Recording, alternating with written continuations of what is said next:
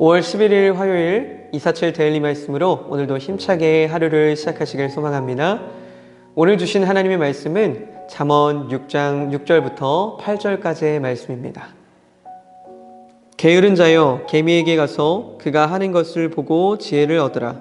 개미는 두령도 없고 감독자도 없고 통치자도 없으되 먹을 것을 여름 동안에 예비하며 추수 때에 양식을 모으느니라.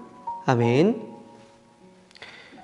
게으름은 얼핏 보면 개인의 자유이고 습성이지 남에게는 직접적인 피해를 끼치지 않는 것처럼 보입니다.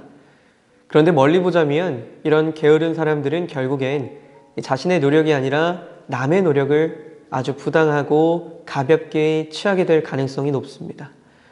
그러니까 죄를 짓기가 더 쉬운 것이겠죠. 무엇보다 스스로 노동하여 먹을 것을 얻어야 한다고 말씀하신 그 하나님의 명령을 어기게 될 수 있습니다. 그렇기 때문에 게으르다는 것은 단순히 사람의 성품이나 약점에서 머물지 않고 하나님께서 징계하실 수 있는 그런 죄의 모습까지도 향할 수 있음을 우리가 늘 기억해야 할 것입니다.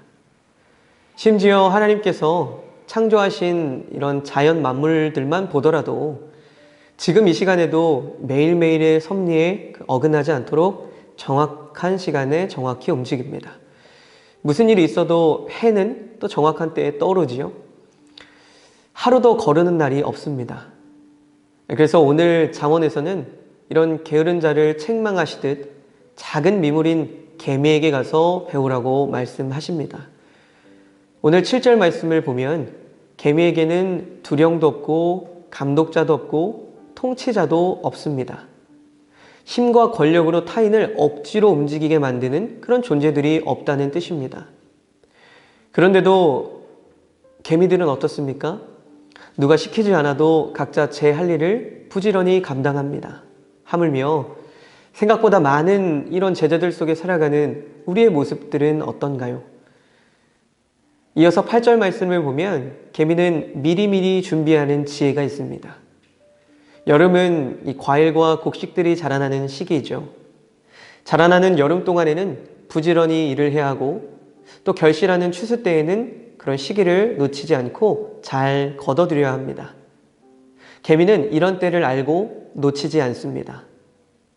이렇게 게으름은 때를 놓치는 현상입니다.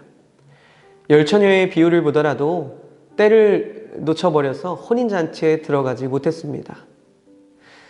기름이 떨어지지 않도록 계속해서 준비해 두어야 하는데 이들은 그것을 놓친 것이죠. 구원의 문제로까지 해석되는 이 말씀을 통해서 이 게으름의 습관은 단지 물질적으로 궁핍해지고 어려움을 겪는 그런 선에서만 머물게 되는 것이 아니라 더 나아가서 신앙의 게으름, 신앙의 문제까지도 이어질 수 있다는 것을 간과해서는 안 된다는 말씀입니다. 오늘 하루를 살아가는 우리 역시 내 신앙의 모습 가운데 이렇게 누군가가 시켜서 억지로 해가고 있거나 또한 때를 놓치고 있는 것들이 없는지를 돌아볼 수 있기를 소망합니다.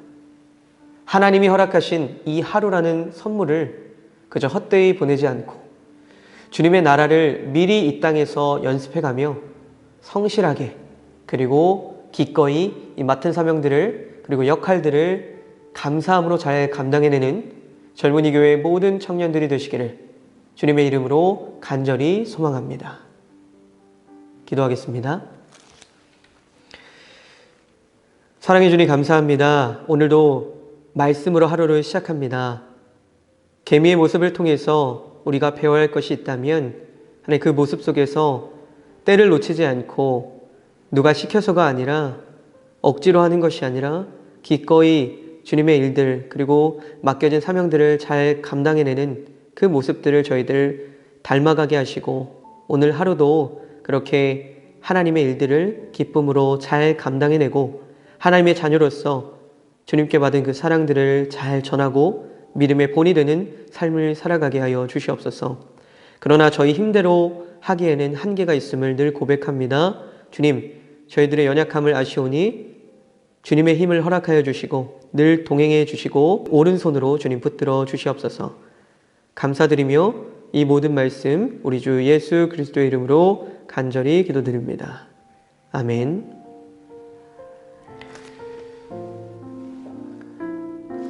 오늘도 우리 주님 주신 힘으로 힘차게 하루를 보내시고 감사함으로 하루를 마무리하시기를 간절히 소망합니다. 힘내세요.